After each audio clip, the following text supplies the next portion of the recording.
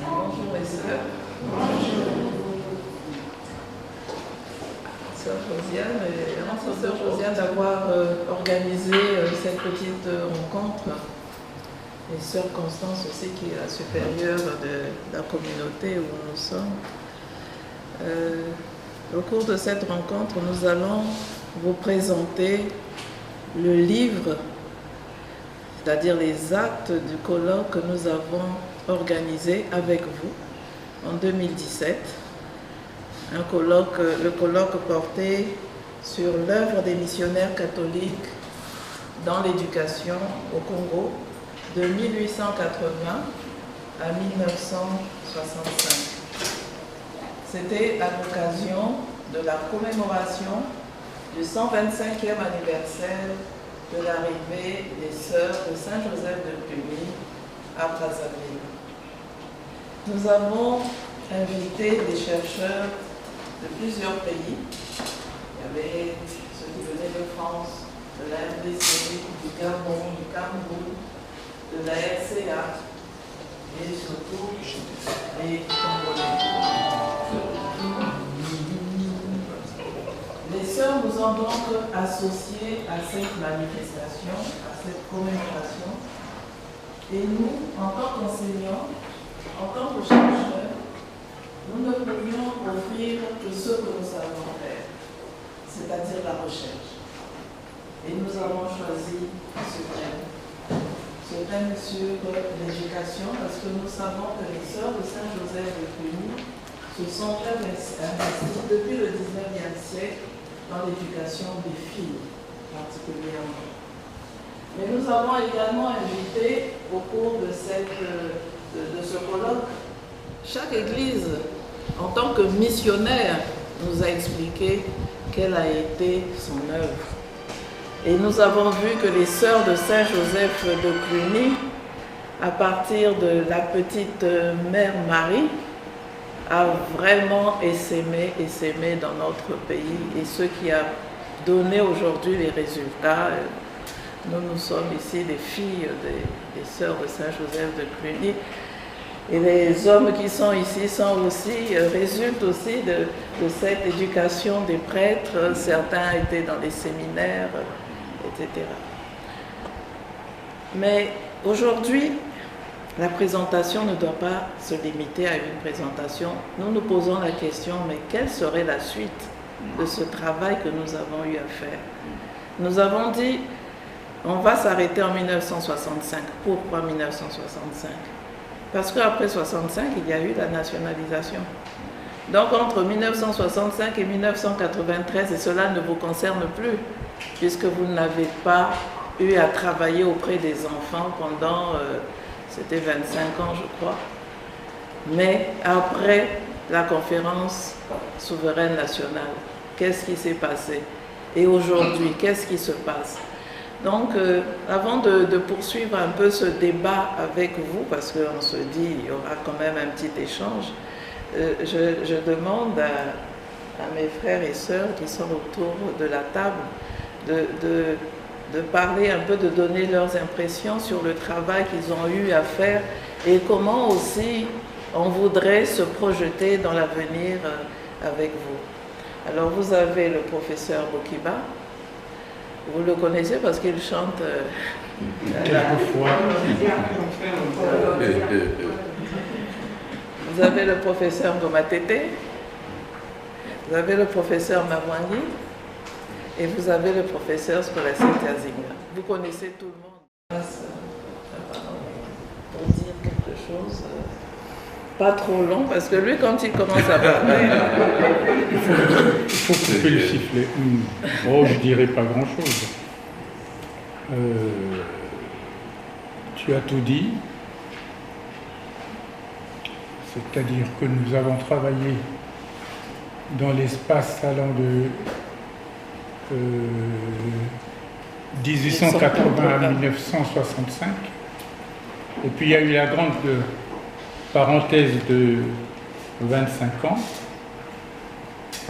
Et comme m'a dit Emilienne, le plus important pour nous maintenant, c'est la suite, parce que ce bilan de l'œuvre des missionnaires catholiques au Congo, nous l'avons fait.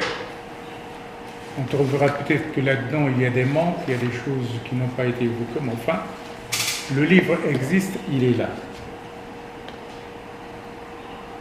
Pour nous, je pense, c'est la conférence épiscopale qui nous a accompagnés dans la réalisation de ce colloque, conjointement avec l'Université Marie-Wapi, nous a reçus aussi pour la présentation de cet ouvrage, et nous avons essayé de montrer, de leur dire, ils le savent, mais enfin, nous avons essayé de dire quelle était leur responsabilité maintenant. Il s'agit pour nous de travailler à l'expansion de l'enseignement catholique. Il y a eu cette histoire du texte sur la rétrocession des établissements qu'on n'arrivait pas à trouver, mais on a réussi à retrouver ce texte-là. Il y a bien sûr cette rétrocession, mais il y a un autre problème qui, à notre avis, est absolument important, c'est celui de la formation des maîtres. Celui de la formation des maîtres est important parce que aujourd'hui, c'est une des faiblesses de notre système d'éducation nationale. Comment envisager cette formation des maîtres? Comment envisager la formation des formateurs? C'est l'une des questions que nous avions posées aux évêques, mais qui est une question absolument centrale. Si nous voulons véritablement former dans l'esprit qui est le nôtre, si nous voulons fermer la jeunesse de demain dans l'esprit qui est le nôtre, il faut que ceux qui vont enseigner dans nos établissements prennent le pli des valeurs que nous voulons infuser dans cette société qui va, à notre profond regret, parfois dans tous les sens. C'est un travail de longue haleine, c'est un travail important. Réinjecter un certain nombre de valeurs dans ce pays pour qu'il se redresse, parce que souvent c'est là les valeurs. Ça, la formation des maîtres, elle est absolument importante. Peut-être pourrions-nous exploiter l'accord que le ministère des Affaires étrangères avait signé avec le Saint-Siège, mais il y a là un chantier. Nous avons fait le bilan. Le chantier reste encore très très grand. Nous sommes ici à Javoué, qui est un maillon important de ce chantier. Il y a des choses importantes qui se font ici. Nous accueillons dans cet établissement, à cause de la qualité du travail que nous accomplissons, des gens qui nous viennent d'ailleurs, qui n'ont pas besoin de nous sur le plan, qui se disent ne pas avoir besoin de nous sur le plan strictement de la ferveur religieuse, mais qui reconnaissons la qualité de ce que nous proposons, de l'offre de formation que nous proposons, eh bien ne trouvent pas mieux que de venir nous voir ici à Javoué pour inscrire leurs enfants. Donc le chantier est considérable du point de vue de la rétrocession et du point de vue de la formation des maîtres. Dans le cadre des conventions, ça existe, des conventions à signer avec l'État, parce qu'on trouvera bien sûr des gens réticents pour dire « Ah non, non, non, l'État n'a pas à financer ceci, cela ». J'ai rappelé l'autre jour, lorsque les évêques nous ont reçus, que moi-même j'ai commencé à enseigner dans un établissement à Nantes, dans un établissement privé, catholique, conventionné, et j'étais rémunéré par l'État français. Donc il y a toutes ces choses-là qui sont certainement à entreprendre. Mais voilà, il y a là les perspectives. Ce que nous vous proposons, ce que nous vous offrons ce matin n'est qu'un bilan que nous avons fait. Et puis le chantier est encore considérable. Voilà, je vais m'arrêter là. Merci. Ce que nous allons faire après le colloque que nous avons organisé il y a plus d'une année, 3 ans déjà. Ah, Ça passe vite. voilà, passe vite. Mais pour moi, je voudrais d'abord souligner l'intérêt que nous avons porté à ce travail. Et l'année prochaine, l'université catholique de Pointe-Noire ouvrira ses portes.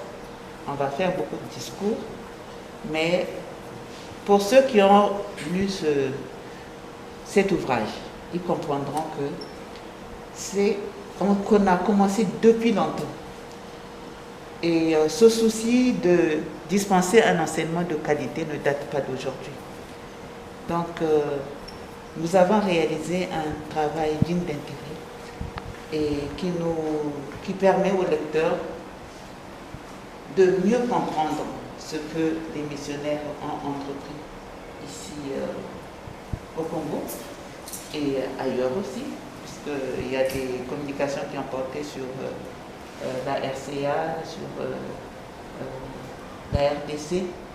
Et donc c'est vraiment un travail que nous devons mettre à la disposition du grand public.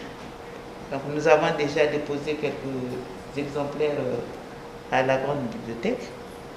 Et pour les sœurs de Saint-Joseph de Cluny, c'est un travail qui va contribuer à la visibilité de l'œuvre gigantesque que vous avez toujours, que vos aînés ont réalisé, vous continuez à réaliser. Nous sommes là, nous sommes le produit de cette éducation. Et pour l'avenir, il y a certes la formation des enseignants, mais je pense que c'est aussi regarder comment améliorer justement les prestations des missionnaires. Je te parlais tout à l'heure de l'université catholique. On ne va pas y former on ne va pas seulement penser à former des enseignants comme dans le projet initial où on voulait ouvrir une faculté des sciences de l'éducation, mais aujourd'hui on va travailler dans le domaine des sciences et techniques, mais c'est aussi regarder comment les missionnaires sont en train de s'adapter à l'évolution de la société. Donc on pourra trouver des activités, mener des actions ou organiser aussi des séminaires, des colloques, pourquoi pas, pour justement aller dans ce sens. Je voudrais d'abord exprimer ma satisfaction de voir le résultat des travaux que nous avons effectués il y a 3 ans, parce que ce n'est pas toujours évident. Il y a des colloques dont on ne voit pas souvent les actes. Et le fait que ce travail-là aboutisse, c'est une chose qu'il faut déjà souligner, qui est très importante. Et comme l'ont souligné tout à l'heure Madame Raoul et le professeur Bokiba, ça va être une base pour un certain nombre de choses, notamment liées à la rétrocession, au problème de la formation des enseignants, la formation du 19e siècle. Notre mission a été celle-là, la formation en éducation. Alors moi, je voudrais seulement souligner 2 choses que je crois qui n'incomberont plus en tant que tels à la congrégation, mais qui devront être plutôt prises en charge par l'État. C'est le problème des programmes et des manuels. C'est-à-dire que la vulgarisation de ce qui est contenu dans ce document-là ne peut se faire que par l'enseignement. Or, il faut que l'histoire que vous avez menée depuis le XIXe siècle soit connue et qu'elle devienne, comme l'a dit le professeur Boukiba, aussi quelque chose d'infuse en nous, dans l'histoire du Congo. Et pour cela, il faut qu'elle soit inscrite dans les programmes. Et ça, c'est nous, les historiens, qui avons cette mission-là. Et cette mission-là ne peut être accomplie que par l'État, parce que c'est l'État qui a la charge des programmes et des manuels. Parce que tout ce que nous avons là-dedans peut être, le contenu peut faire l'objet de tout ce qui est curricula et autres pour l'enseignement. Il faut que les gens, dans les universités, dans les lycées, dans les écoles, sachent l'œuvre immense que les missionnaires ont eu à accomplir dans l'éducation et la formation des Congolais, et cela ne peut se faire qu'au travers des programmes et des manuels qui seront mis à la disposition du grand public.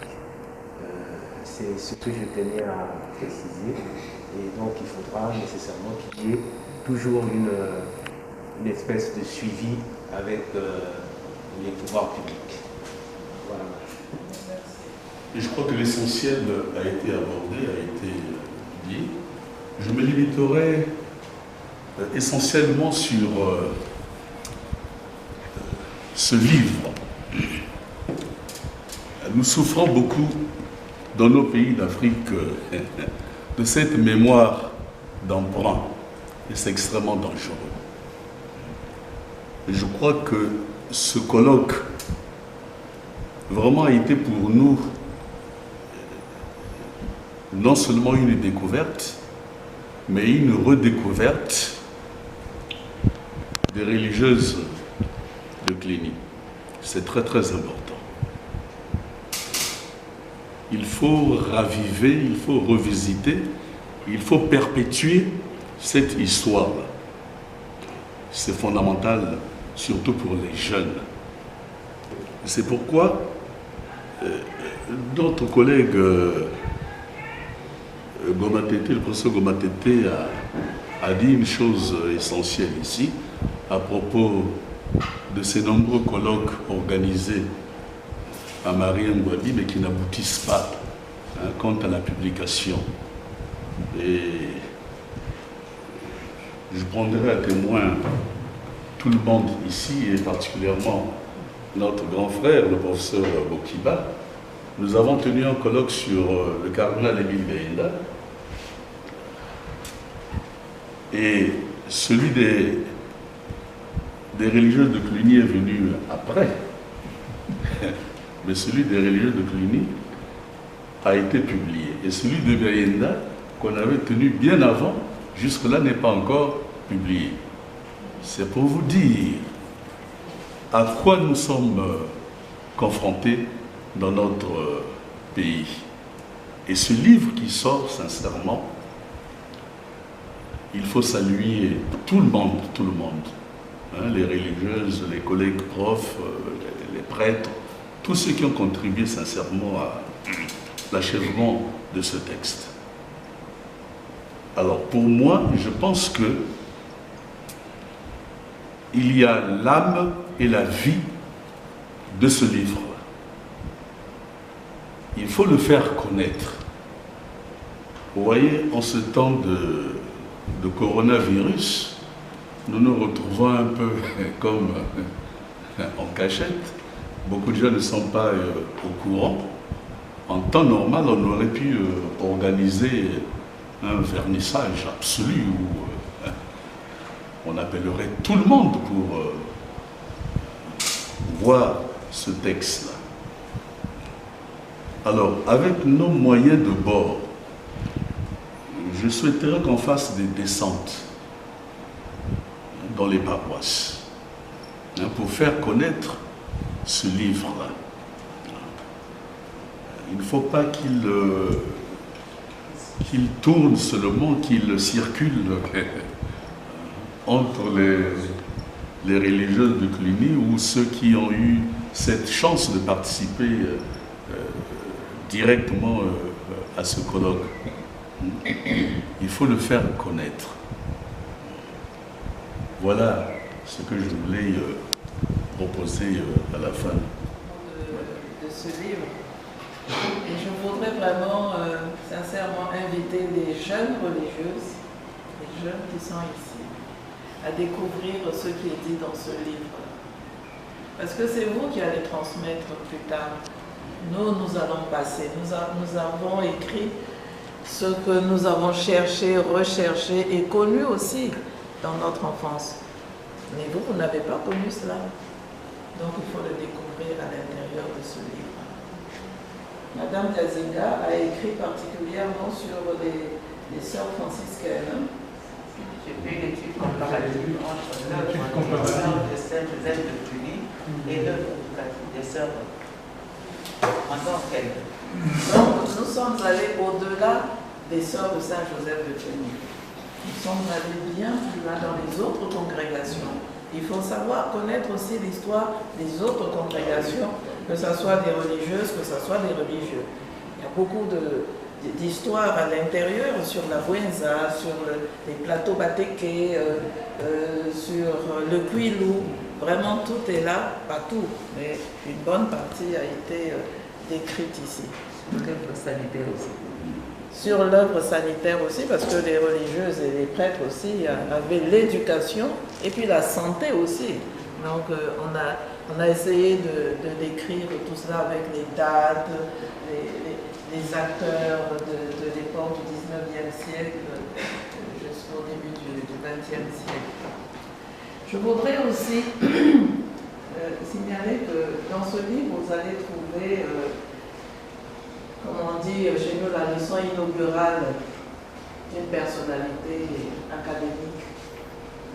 C'est le professeur Dominique Boancade. En première page, c'est lui. Et voilà qui nous a quittés il y a quelques jours. Donc, je vous le recommande dans vos prières. Pensez à lui. Lisez ce qu'il a écrit ici. Le titre de sa leçon inaugurale. Bon, il avait des titres vraiment à lui. Hein? Sacré missionnaire. La dette du Congo. Voilà ce qu'il a écrit ici. Et il devait être avec nous.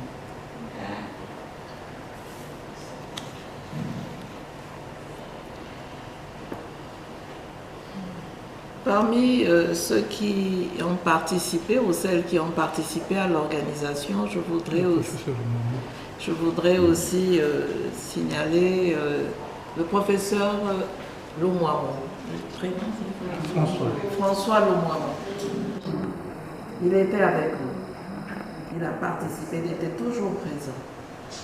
Il nous a quittés il y a un peu plus d'un an, je crois.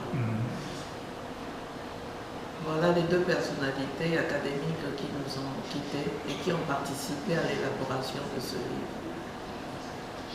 Sinon, dans notre groupe de Javoué, nous avons associé aussi Firmine, elle est là. Hein.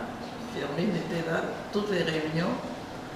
Et comme Sœur Lucie aussi a assisté à toutes nos réunions auprès de Sœur Josiane. Et c'était important d'avoir la présence de nos religieuses au cours de nos réunions. On se réunissait pratiquement toutes les semaines avant de tenir ce colloque. Et merci de nous avoir mis à notre disposition. Vous savez, on était dans la bibliothèque des jeunes là-bas à l'école. Hein.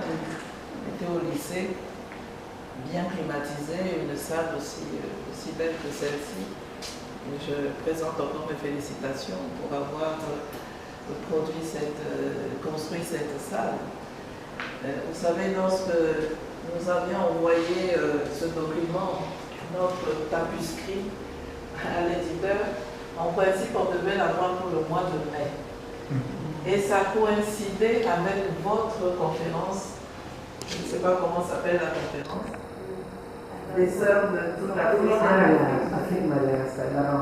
La rencontre.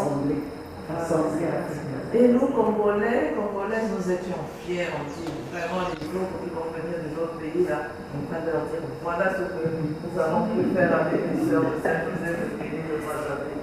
Et voilà, patata, le coronavirus s'invite et on n'a plus rien faire. Et on se retrouve quand même dans cette salle pour pouvoir présenter le livre. Je voudrais, pour terminer, dire aux jeunes sœurs.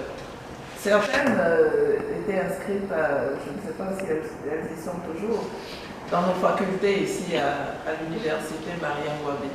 Hein, j'en vois quelques-unes là. Mais vous devez poursuivre la recherche. Nous sommes là, nous sommes enseignants comme chercheurs, mais vous aussi, vous devez poursuivre cette recherche-là. Les bibliothèques là doivent être remplies de vos livres, des résultats de vos recherches. Parce que ce n'est qu'ainsi qu'on va avancer. On doit savoir d'où l'on vient pour savoir où l'on part.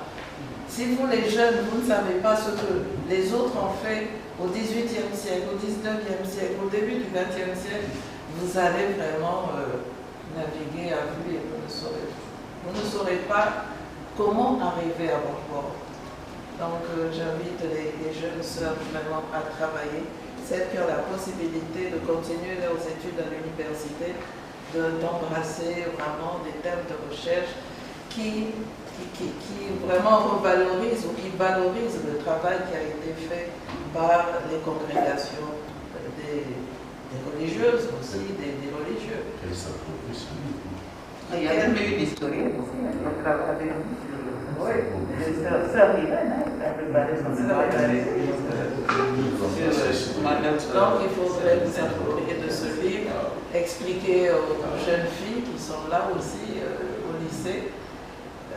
Vous savez, avec les sœurs qu'on avait comme enseignantes, elles prennent un texte et puis explication de texte. Mais elles prenaient ça dans les livres. À l'époque, c'était les Blancs qui écrivaient. Aujourd'hui, c'est nous-mêmes les Africains qui écrivons. Donc, il y a des thèmes d'explication de texte, aussi de connaissances. L'histoire doit être écrite par nous-mêmes. Les Européens, ils ont commencé, mais nous devons poursuivre cette écriture commune. Voilà, sœur Josiane, sœur Constance, la présentation de l'ouvrage. Et nous vous remercions de nous avoir accueillis ici dans ce beau cadre et nous espérons que ce livre profitera à tout le monde. Merci encore. Merci.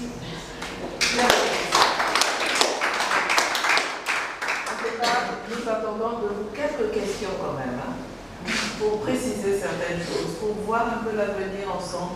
Parce que nous ici, les anciennes, elles sont là. Elles ne mangent jamais. Les anciennes déjà. Voilà. Sœur Josiane.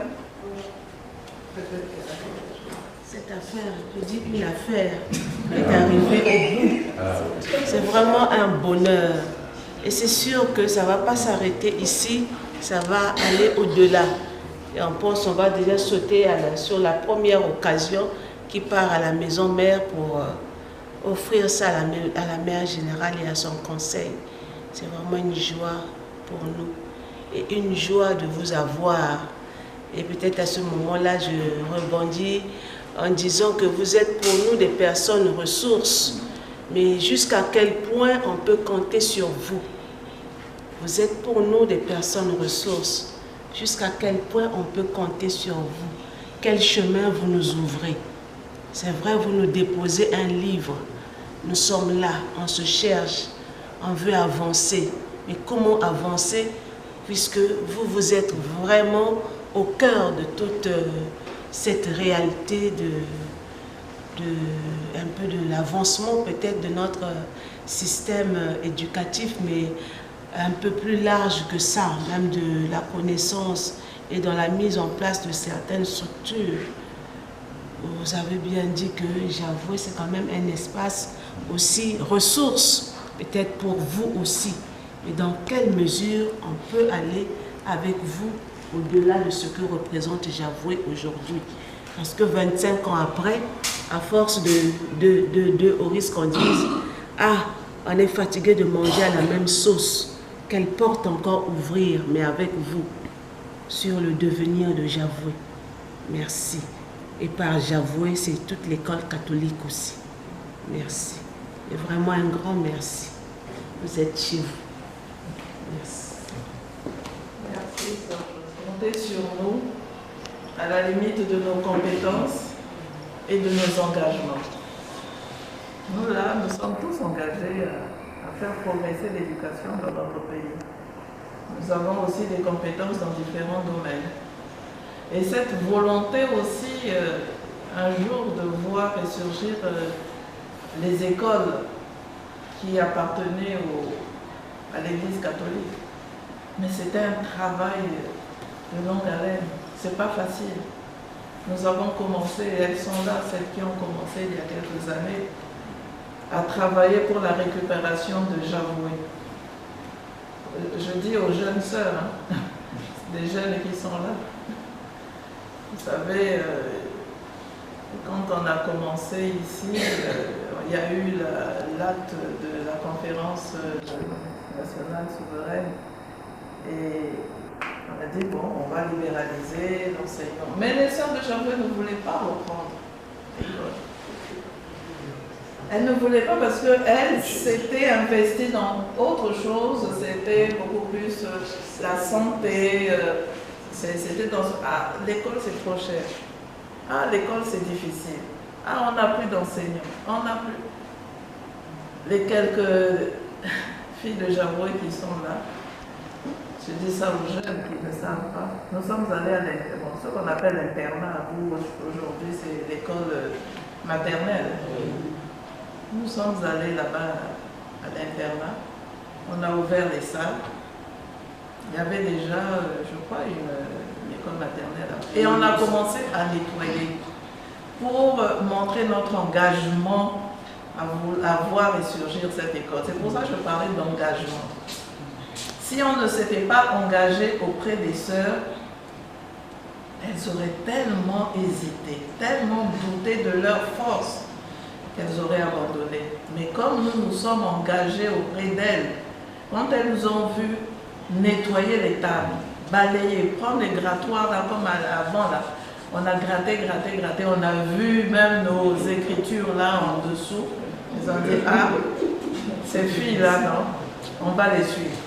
Et c'est comme ça qu'on a commencé petit à petit à le faire. Et comme nous avions des dames qui travaillaient au ministère de l'Éducation, de l'enseignement primaire, c'est là-bas où tout le travail s'est fait. C'est là-bas où tout le travail s'est fait parce qu'il fallait concrétiser l'acte de la conférence nationale souveraine. Il fallait concrétiser cet acte-là. Mais comment? Mais en faisant signer par les ministres, nous cédons et nous restituons. Ça a pris des années. Vos aînés sont là, elles peuvent aussi le dire. Mais aujourd'hui, c'est en panne, disons. C'est vraiment en panne. On ne trouve plus des personnes qui vont au front se battre pour cela. C'est bien que les religieuses de Saint-Joseph de Cluny, depuis 1993, n'ont récupéré que l'école Javoué. Et elles sont en train de créer de nouvelles écoles par elles-mêmes. Je vois, c'est à Kondo, je crois. Masségo, vous avez ouvert une école. Et vous allez poursuivre sans doute. Mais dans tout cela, nous sommes à vos côtés. Nous sommes à vos côtés surtout dans des programmes, et puis aussi dans les démarches administratives. Nous sommes là à vos côtés, mais surtout dans les programmes de formation des formateurs, etc. Et on se base sur les accords, comme disait le professeur Bokiba. Il y a des accords qui sont là. il faut les faire dire.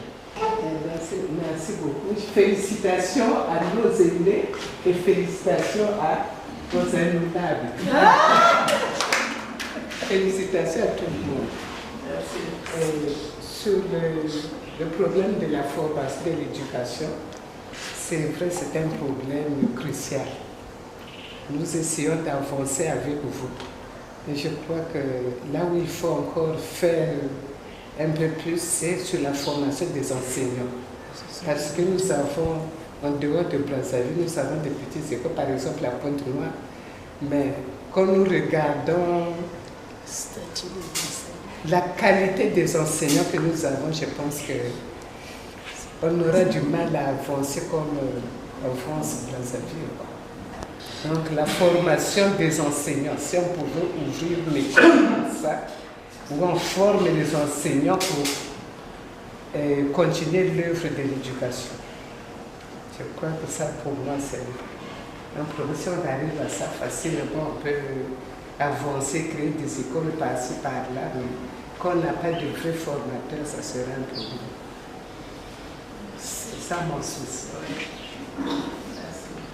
Vous savez, il n'existe les données que par l'État. Il n'y a que l'État qui peut donner cette formation, que ce soit pour les infirmiers, les médecins, les enseignants. Ce n'est que l'État. Donc, à la fin de ce colloque, lorsque nous étions ensemble, nous avions proposé de réviser cette loi. On ne peut pas continuer à avoir cette loi qui dit la formation, quel que soit le domaine, c'est l'État. Aujourd'hui, l'État ne peut plus. Il ne peut plus former tout le monde. Donc, dans le travail qu'on aura peut-être à faire avec les collègues ici, c'est de relire cette loi et de proposer, je ne sais pas par quel truchement, parce que nous-mêmes, nous ne pouvons pas les proposer de loi. Il faut passer par un ministre, le ministre de l'Éducation, mais il faut qu'il accepte encore. Si on arrive à changer cette loi, peut-être aussi par rapport à l'accord que nous avons avec le Vatican, avec Rome, si on arrive à changer cette loi, je crois que tout ira, la porte sera ouverte. Parce que c'est ça vraiment le tremblement. C'est cette loi qui existe, qui dit que seul l'État est autorisé à former les formateurs. Pour ma chère mère, bon, c'est comme ça qu'on l'appelle. C'est la mère générale. Merci. Avec un courrier que nous lui adressons, nous de lui remettre. Merci beaucoup. C'est sûr que c'est déjà arrivé. Merci.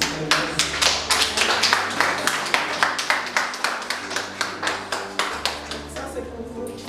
On verra ça dans la bibliothèque ici. Ok, merci beaucoup. Et on a mis 2 exemplaires dans votre boutique là-bas, à la librairie. S'il y a des fidèles qui veulent vous annoncer à l'église aussi, la messe. Et s'il n'y a plus ces 2 exemplaires, y a-t-il un endroit où... Oui, vous m'appelez. C'est au prix de 25 000 francs. On n'a pas commenté la photo, c'est dommage. On a essayé de...